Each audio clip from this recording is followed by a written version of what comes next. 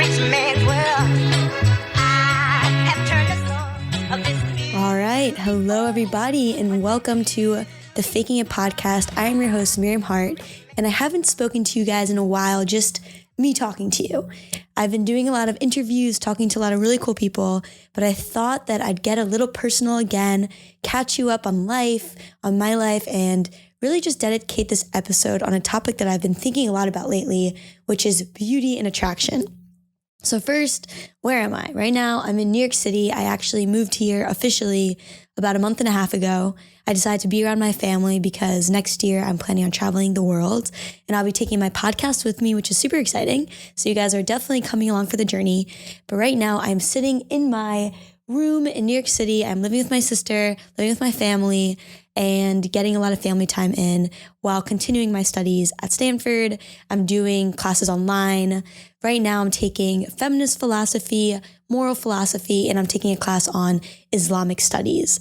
And on top of that, I'm also studying Hebrew. Shalom, everybody. Shalom, kulam.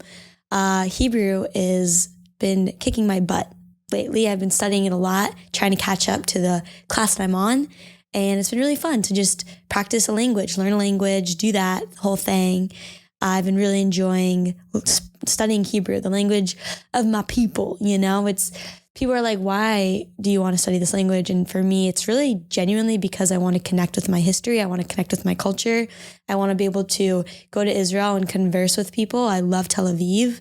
And so that's really it. I just want to be able to connect with my history. And so I want to be able to learn Hebrew and be able to speak it. Also because I grew up learning the language, reading and writing, but in the Orthodox community and the part that I grew up in, they never actually taught us to understand Ivrit, taught us to understand modern Hebrew. We only read the text, but we never knew the meaning. And that was something that always bothered me. It always bothered me that I spent my entire day, every single morning, reading these prayer books with kavana, a word in Hebrew we use, kavana means like real emotion, real kahunas, like real, like just trying with all of our might to speak to God. And I didn't know what the heck I was saying this entire time. I was speaking to God. I didn't know. I didn't understand a word. I can pick up a word here and there, but I genuinely didn't know what I was saying. And so I want to be able to just fulfill this childhood dream of mine to be able to understand what I actually said as a kid. I spent hours upon hours of studying and reading these texts, but I never learned what they meant. I never learned what they meant. And so now that's something that I'm doing, is just kind of fulfilling a childhood goal of mine. And I mean, I think something that is the theme of this episode will be how us as children has immensely affected us and who we are today. I think that our past greatly shapes our present. And something that I want to talk to you about today in particular is beauty and attraction. And especially as women, men too, just all of the above, how much of the idea of beauty and attraction is socialized, how much we're taught to like X and not Y. We're taught to find X attractive and not Y attractive. There's so much data to be spoken about on this. But I just want to talk to you about beauty and attraction. Why I want to talk to you about this is because of my own personal preferences that I'm noticing with myself. Why have I only ever been attracted to skinny, people? What's that about? Why do I want myself to be skinny? Why do I have long hair? Why do I consider X beautiful? I think that these are questions I've been asking myself lately, especially as I've been reading a lot of feminist philosophy. And just us understanding how so much of our personality can be shaped by culture, like what we love and what we don't love, what we like to eat and what we don't like to eat. And I mean, this makes sense to us. Think about food that is common in China. They have pigeon soup and all these different things, where in the US we might think, what the heck? That sounds nasty. But there it's normal. What does normal even mean anyways? Normal, there is no such thing as normal. Normal is subjective. Normal is an idea in which humans get used to X. We are adaptable beings. It's a mechanism of survival. And so normality, what makes something normal is what we're genuinely used to. And a great example of this is when I went to India and I went to New Delhi. I have a friend, Dia from Delhi. I did a YouTube episode on this where we talked about how we got into Stanford, our journey with that. in our essays. If anybody wants college essay advice, go check out that YouTube video on my YouTube channel. But when I went to New Delhi, I remember explicitly leaving the airplane, going outside and coughing. Oh my goodness, I can't breathe. It was just cloudy. My eyes were burning. I couldn't see within 50 feet. After 50 feet, it was just like, I could not even see that anymore. It was just blurred out. And Dia was with me, and she's from New Delhi, and she's not wearing a mask. I'm wearing like 3 masks on my face because I literally can't breathe outside. And she's like chilling, talking to me. She's outside, no mask on. And I said to Dia, are you fine right now? After 20 minutes of me being outside, even with a mask on, I couldn't breathe. And she's like, oh, I grew up with this. I'm used to it. It's normal. It's normal to her. Normality is subjective. Beauty and attraction is subjective. Taste is subjective. What we like to eat. These are just examples. And to the extent that it is so biological, it is so part of our survival mechanisms. In psychology, I studied when I took psychology this past year that there are certain elements like smell, for example. It's possible for us to get used to a smell. Like if, let's say, we're around a certain smell a lot, that's why a lot of people who have BO, they don't smell anything bad because they're used to it. Their noses have adapted to that smell because their body doesn't want to waste energy on something that's always there. At first, it's like, oh, by the way, this smells bad. This is there. And then eventually you're like, oh, it's there. And your body just completely doesn't process that smell anymore because it's so used to it. And that applies to really a lot of different things in reality and sensations that we get. For example, when I was in Delhi, at first I was struggling in this air. I couldn't see after a certain distance. It was foggy, it was cloudy, it was muggy.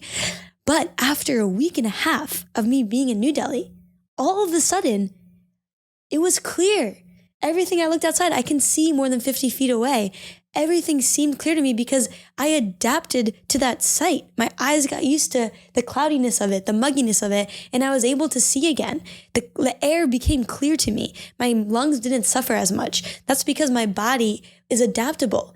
Being adaptable as a human species is part of our biology. It is part of our survival mechanism, so we don't waste energy processing things we don't need to process.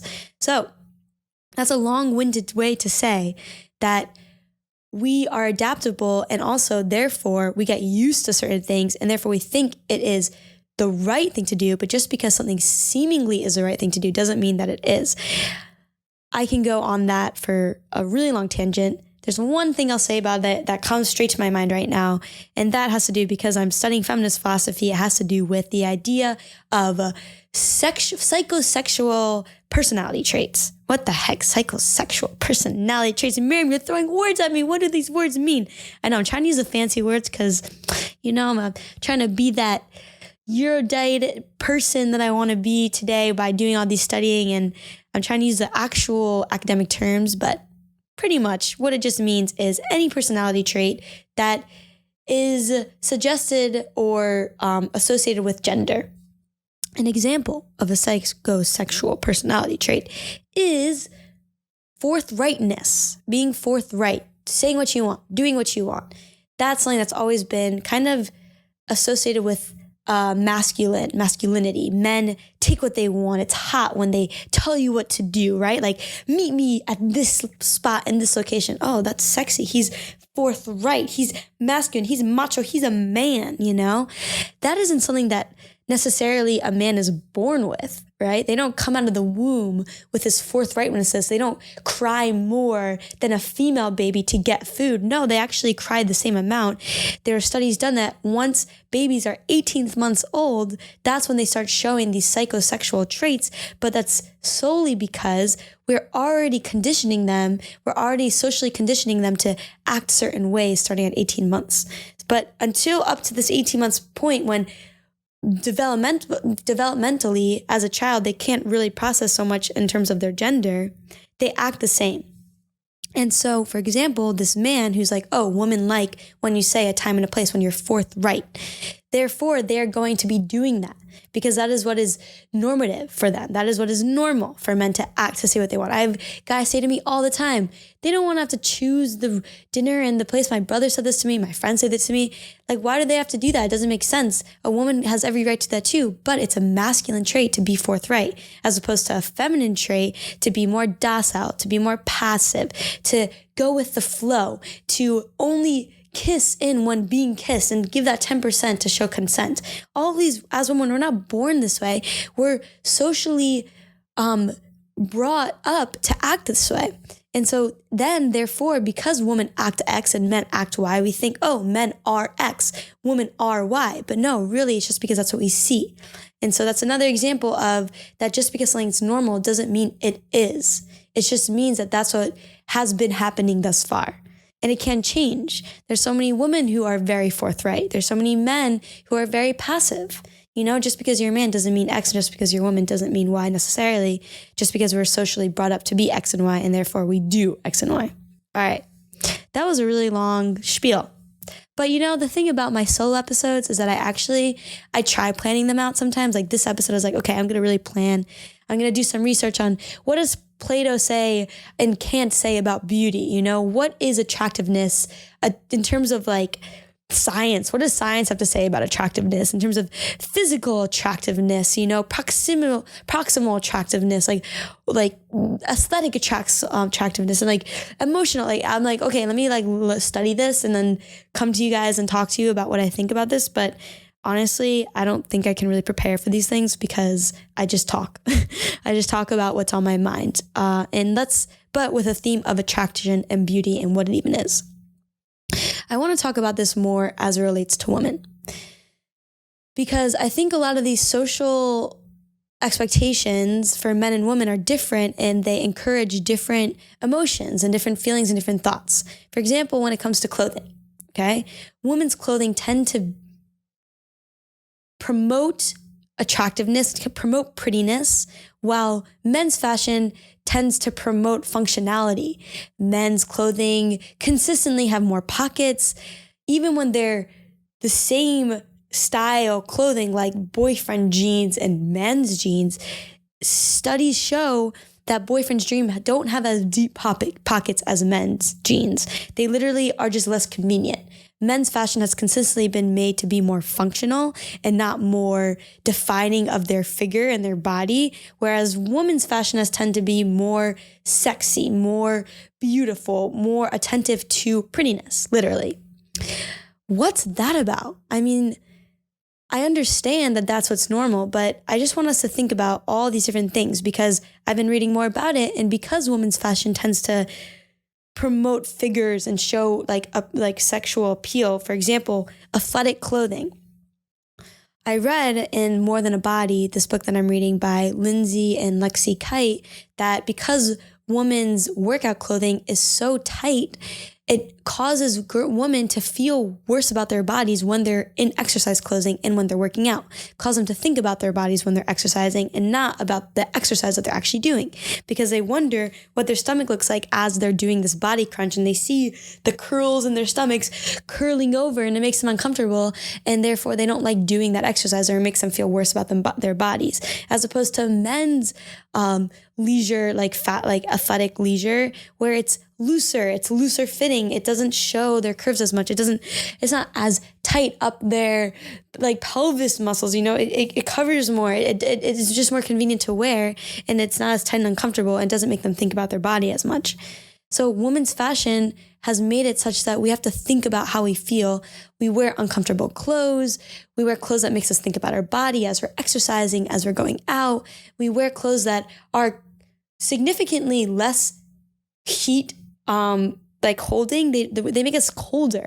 If you look at any event that men and women go to, like a gala or, you know, a wedding, men are wearing just more layers. They're wearing an undershirt, then a button-down shirt, and then a jacket, maybe another layer in between that too. Whereas a woman is wearing a dress, which usually is exposing her shoulders, which is great, but also just thinking about in terms of comfort, it might be colder. And that's why because men usually are in charge of running these events too, it happens to be that the air is blasting because they're hot in their suits, whereas women then are very cold. In the office, women tend to be colder and have work blankets because even work attire doesn't keep them as warm. So clothing, what's normative for women's clothing, makes them uncomfortable, cold, self-objectify, think about their bodies more. It's just not as ideal as men's clothing where it's functional, keeps them warm, doesn't make them think about their body as much, and is overall just nicer to wear. What's that about? So I've just been thinking about these things lately, and obviously I'm not trying to tell anybody to do anything. If you like to wear a dress and you like to, if you get hot and you actually find it really nice that you get to wear like lighter clothes, like men, it's weirder for a man to wear shorts at a nice event, but then for a woman to wear a short dress, it's more normal. And maybe men are hot and uncomfortable in heat and warm climates, definitely goes both ways. But I just think it's important for my listeners to just know these ideas, think about these ideas. And now I'm going to apply it and tell you some personal stories about myself. So for me, because I've been thinking about this lately, so I'm not in a relationship right now. And in a way, it's been good for me because I've been able to think about beauty and attraction in my own way. Not what would my partner find attractive? Would my partner not like this or, X, Y, and Z?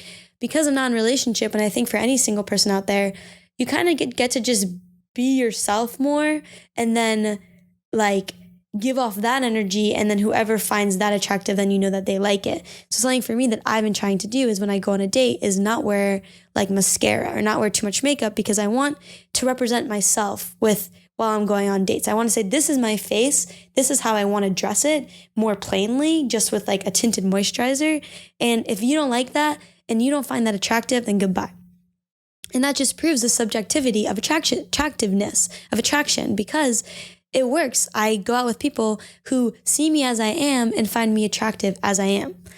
I did a podcast episode with Cindy Gallup. She started this organization, this company called Make Love Not Porn, and it's about promoting really good sex and the giggles and the discomfort and the conversation that comes with it, rather than the performative porn that we're used to seeing. The episode hasn't come out yet, so you'll see it soon. But she said something that I really enjoyed. She said, you is what makes you attractive. You is what makes you attractive. Your body is not what makes you attractive. Your intelligence is not what makes you attractive. Your makeup routine is what makes you attractive. Your outfit is not what makes you attractive. You is what makes you attractive.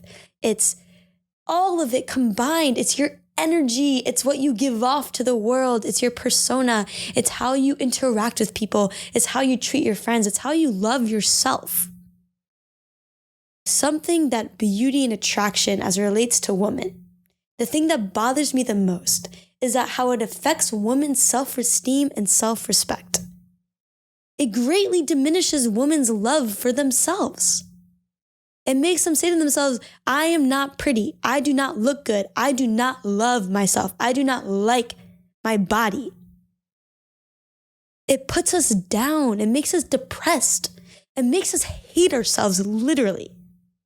I'm speaking from this as a person who loves themselves, but has struggled immensely with my own body image.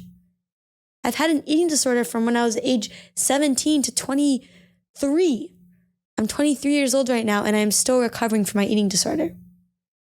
But I love myself. And yet, there are days, there are weeks, there are months when I just struggle, where I just look at myself in the mirror and I know, Miriam, your body is so functional. You're so strong. You can run faster than other people. You can lift more weight. Your mind is so sharp and you're so curious about the world. Your body is healthy. And yet, I don't like it. And yet, the fat around my stomach, the fat around the face, the way that my hair falls down my head makes me uncomfortable and makes me want to just stop eating food. It makes me want to just not love myself. And I really don't like that our society does that to us. It does that to women and to men, but primarily women. It makes us not want to love ourselves. It takes away, it pulls out of us our own self-love. And that really pisses me the fuck off, to be honest with you. Because this time that we're spending thinking about our bodies and thinking about attraction and thinking about beauty and thinking about how we need to get Botox and how we need to dye our hair and how we need to shave our armpits, that time that we're spending on these thoughts is taking away from the time that we could be spending about promoting our career, an app that we want to build, getting into tech, doing something new, climbing a mountain, writing a book, thinking about philosophy, history, psychology, and all these ways to promote ourselves outside of just promoting an image that our body should be X because that's what society tells us our body should be. It's a time stealer. That's one thing about it. It's definitely a time stealer. All right. I definitely have been talking about this for not too long, but I don't want to just say all the negative things about this. I want us to talk about what can we do, because something about me, ask any of my friends, they tell me something that bothers them. Just like, like people always say, oh, I don't like my job. I'm the kind of person to say, oh, that sucks. Instead of saying, oh, that sucks, I'm like, okay, you don't like your job. Why don't you like your job? We get into it. All right, what can we do about it? That is always my follow-up question. This mindset of what can we do about it comes from two things. One, it literally comes from me being an engineer, a problem solver. In engineering, we learn when I went to make school, which was this app development summer camp, and then also a college, we learned to come up with problems and then find solutions for them. That's literally what we did. There's a class on problem solving. So now problem solving is really ingrained in my mind. Okay, you have a problem, let's find a solution. So now I've identified a problem. Women's clothes have consistently been very uncomfortable, made us cold, and make us think about our bodies more. And it has and the idea of having to have a certain self-body image, look a certain way, be skinny, have full lips, have certain hair colors, have certain skin tones, all these things has taken up our mind, has taken up our wallets. It's expensive. These are all issues that I'm identifying. What can we do? What can we do about this? Well, I'm going to tell you things that I've been doing about it for me, and then maybe for you, you can decide what you want to do for yourself. Maybe take some of these things, maybe not, whatever. Here are some things that I've done to kind of get over these beauty standards. Slowly but surely, I'm still very much on my journey, but the thing about this is that we got to be out loud right now. I don't want to come to you in 3 years and say, oh, I've cured my relationship with my body. Here's how I did it. No, I want to say I am actively trying to cure my relationship with my body. And here's what I'm trying to do. And maybe it'll work and maybe it won't, but let's try this together because we can't wait. We're in this together. Another thing about being a woman is that we're constantly pinned against one another. Let's try to really be in a sisterhood. There's all these fraternities and brotherhoods out there. Let's be in a sisterhood. Let's help each other. Let's promote each other. All right. So some things that I'm doing. Well, the extreme thing that I did was I chose ways in which to apply male beauty standards to myself. So things that I have identified as male beauty standards is not shaving, period. Not putting on makeup, period. And those are two main things that I've identified.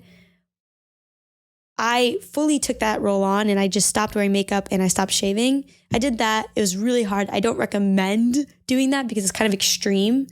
But maybe what I do recommend is doing one of those things. Maybe decide to not shave your thighs, like one part of your body that is annoying for you to shave and try not to shave it and sit with the discomfort. So something that I had to go through was sitting with the discomfort. It felt uncomfortable having armpit hair. I was like, ooh, this is so uncomfortable. But I sat with it and eventually I got used to it where now I shave once every 2 months, once every 3 months. And so it doesn't grow out super long, but it's there, it exists. And I don't have to stress about shaving it every weekend. I do it every 2 months. And when I'm uncomfortable, when I'm going on a date, and I went rock climbing recently with this guy and I was like, should I shave my armpits? Because I don't know if I want to be the girl with armpit hair on this date. I don't want it to be a statement. But I was like, if this guy really decides not to be with me because I have armpit hair, it's not even that much armpit hair. If it's really he decides not to be with me because I have armpit hair, then he's not a guy I want to be with because I like to experiment with my beauty. I don't want to have to constantly set a standard for myself because of him. And so I decided to, even though it was uncomfortable, still not shave my armpit hair. And when I went on rock climbing, I definitely didn't put my arms up in front of him and say, hey, look, I have armpit hair. because I was uncomfortable and I didn't feel comfortable to do that, but at least I didn't shave my armpit hair. Baby steps. That's good, right? I didn't shave myself for him. So meet yourself where you're at. That's another thing too. Set some sort of goal that you think is going to be uncomfortable and yet tangible, something that is doable for you, and start there and see if you're like, oh, you know what? I can actually get really used to this, and this is saving me time or energy or allowing me to not be as stressed. The whole makeup thing, like right now I have my little routine that takes me 2 minutes, and it's just tinted moisturizer. If I'm going on a date, then I put a little bit of concealer under my eyes and I put some blush on. That's it. And I have my lip gloss. So it took me time of just not wearing makeup to then slowly build up to that. And that's kind of the Descartes route of things, where you just like go cold turkey on everything and then slowly build up to like, what's exactly something that you want that would make you feel good enough, but doesn't take up your time, or like is to you still feels freeing. So you don't have to do the whole cold turkey thing, but I do recommend taking something out of your routine and just challenging yourself and seeing how does that make you feel. Another thing that I've been doing lately, and I think this is another double standard, is for men, they get to wear the same pair of jeans and then a different color t-shirt every day. And that's like their outfit. They don't have to wear as much variety. They wear the same black suit to every nice event, as opposed to women have to wear different outfits at work every day, different dresses. It's just so much variety and stress on like, what am I wearing today? So for me, I decided to re-wear outfits more. The outfit I'm wearing right now, I like this outfit. This sweatshirt, my mom gave me this sweatshirt. It means something to me. These pants I've had for 5 years. I love these pants. They're comfortable. And I'm going to wear it, I decided, once a week. I love this outfit. I'm going to wear it once a week. So I'm choosing like my top 5 favorite outfits, and I'm going to just recycle them for a while and see how that makes me feel. See if I don't like that or I do like that. So my challenge for you is just to experiment. Just to do one thing that makes you slightly uncomfortable and stick with it for like a month. 1 month. Challenge yourself for 1 month to just not shave something, to not wear certain makeup, to wear the same outfit twice in 2 weeks. See how that makes you feel. Wear baggy clothes more. Go work out in a baggy t-shirt, in baggy pants. Challenge yourself. Do something that defies the norm, quote unquote, the norm, and see if it really stresses you out to do that. And if it does, sit with that stress, wait 1 month. And if you still have that stress and you're like, not worth it, go back to what you're doing. But if you sit with that stress and you're like, hey, I actually like this, then continue to do it. So that's my message that I want you all to take away with, from this story, is that these are all the things that we're struggling with, but there's something that we can do about it. It's not over. That's why I'm here to talk to you. I'm here to talk to you about what we can do. And it's all about the baby steps, but it's about putting yourself in this space of discomfort, trying it out, challenging yourself, doing social experiments with yourself, because at the end of the day, you are the only one living in your own body. And so why not make that bodily living comfortable? Make it exciting, make it experimental, explore with yourself. Love yourself. I dare you. And with that, I hope you enjoyed this episode. If you enjoyed it, definitely listen to my other podcast episodes. I talk about all sorts of the things that relate with sex and beauty and talking to CEOs and how to be the best version of yourselves and relationship with food and body. And I just talk about women's rights and women's issues and just how to be a boss-ass bitch. And on that, I hope you enjoyed this episode. Also, if you go in the link here, I also have a voice note that you can call in and leave a voice message if you want me to do an advice segment and talk to you, give some advice. So definitely check that out too. And with that, check me on social media at Miriam Haart. Follow my @ThisIsFakingIt account on Instagram too. And I'll leave you to it. Kisses, bitches.